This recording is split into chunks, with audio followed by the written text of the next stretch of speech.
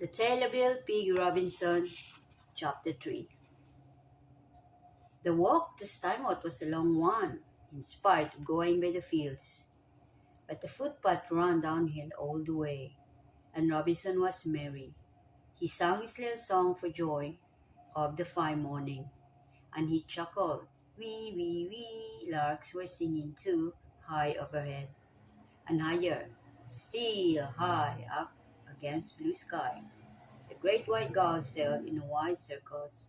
Their horses' cries came softened back to earth from a great way up above.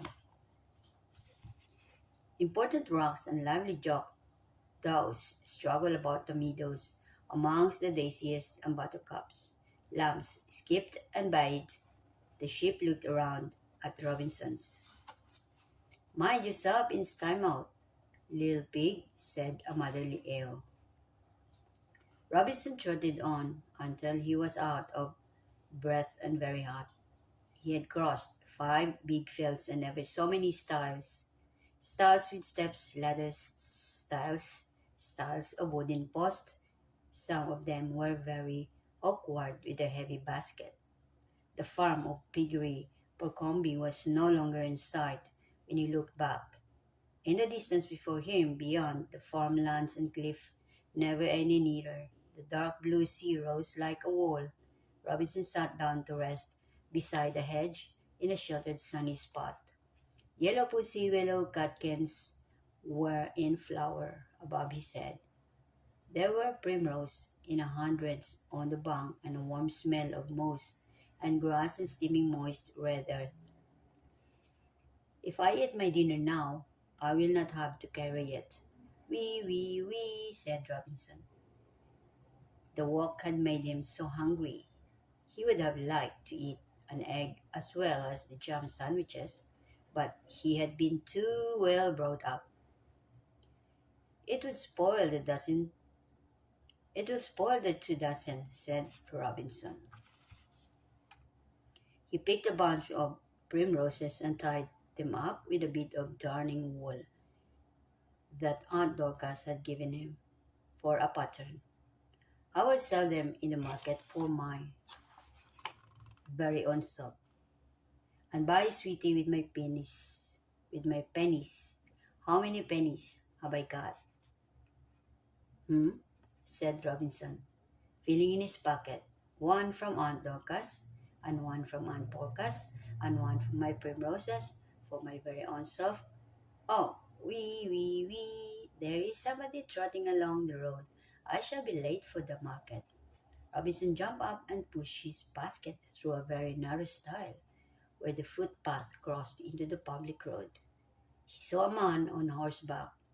Old Mr. Pepperell came up, riding a chestnut horse with the white legs.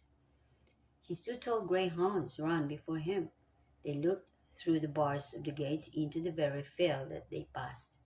They came bounding up to the Robinsons, very large and friendly. They licked his face and asked what he had got in the basket. Mr. Pepperell called them. Here, pirate. Here, postboy. Come here, sir. He did not wish to be answerable for the egg. The road had been recently covered with sharp new flints. Mr. Pepperell walked the chestnut horse on the grass edge and talked to Robinson. He was a jolly old gentleman, very affable, with a red face and white whiskers. All the green fields and red flower land between Stymouth and Piggery Parcomber belonged to him. Hullo, hullo, and where are you off to, little pig Robinson? Please, Mr. Pepperell, sir, I'm going to market. Wee, wee, wee, said Robinson. What, all by yourself? Where are Miss Dorcas and Miss Porcas? Not ill, I trust? Robinson explained about the narrow stiles. Dear, dear, too fat, too fat. So you're going all alone? Why don't you aunts keep a dog to run errands? Robinson answered all Mr. Pepper's question very sensibly and prettily. He showed much intelligence and a quite good knowledge of vegetables for one so young.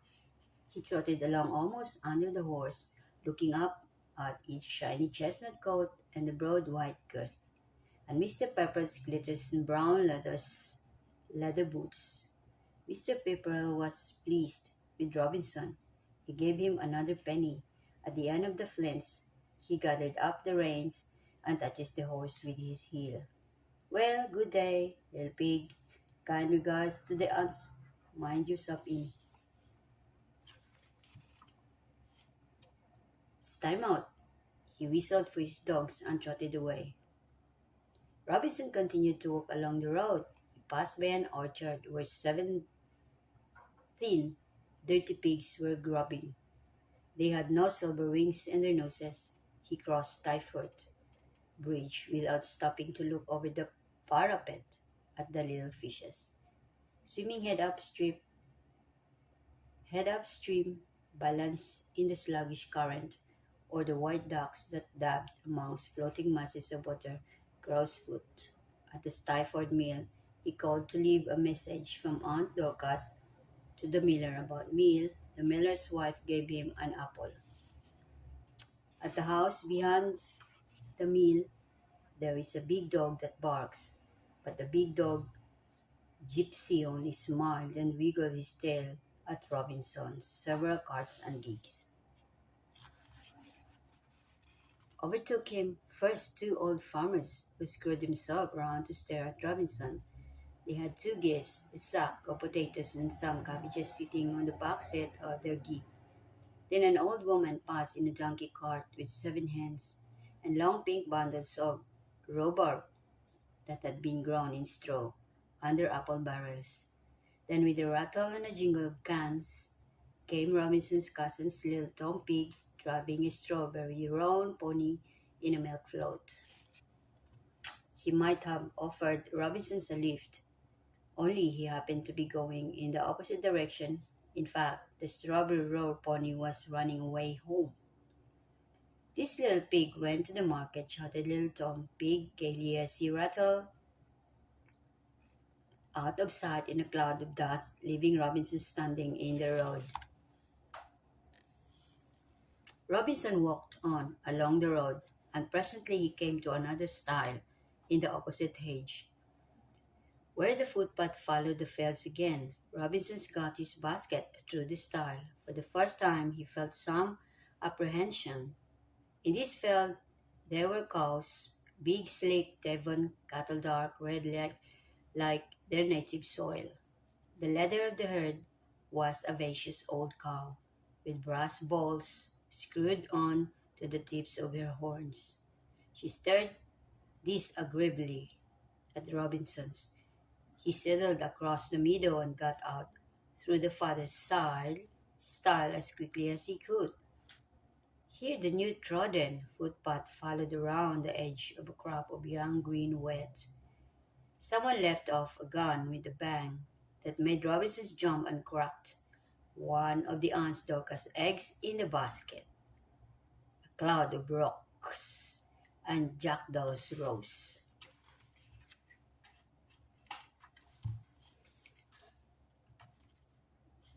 cawing and scolding from the wet.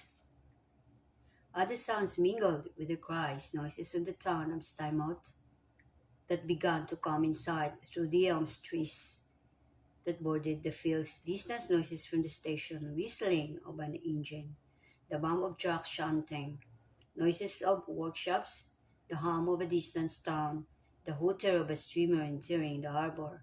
High overhead, high overhead came the hoarse cry of the gulls and the squabbling cawing of crooks, old and young, in their rockery up in the elm trees.